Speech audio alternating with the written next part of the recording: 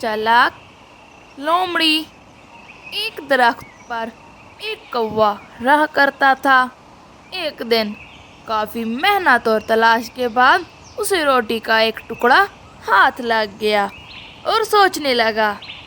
एक दरख्त पर बैठकर वो आराम से रोटी खाएगा, लेकिन वहाँ मौजूद एक लोमड़ी ने कौवे को रोटी ले जाते हुए देख लिया और उसने सोच लिया वो कौवे से किसी भी हालत में रोटी हासिल कर लेगी।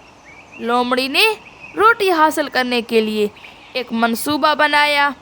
लोमड़ी अब उस दरख्त के पास पहुंची जहां पर कौवा बैठा हुआ था। तभी लोमड़ी ने कौवे से कहा, मेरे प्यारे दोस्त, तुम मुझे मिल गए हो। मैं बेचैन थी तुमसे मिलने के लिए।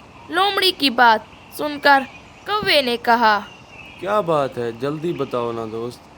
मेरे दोस्त, तुम्हारी आवाज़ बहुत सुरीली है। तुम गाना गाओगे तो सब लोग सुनेंगे। ये बात सच है कि तुम कोयल से भी सुनहरा गाते हो।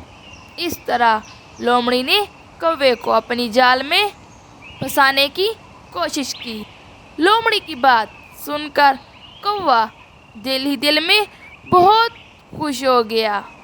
मेरे प्यारे दोस्त, मैं तुम्हारी खूबसूरत आवाज़ का गाना सुनना चाहती हूँ। झूठी तारीफ करते हुए लोमड़ी कौवे से गाना सुनाने के लिए इसरार करने लगी और जैसे ही कौवे ने गाने के लिए अपनी चोंच खोली, इसके मुंह में मौजूद रोटी का टुकड़ा आहिस्ता आहिस्ता जमीन पर गिर गया।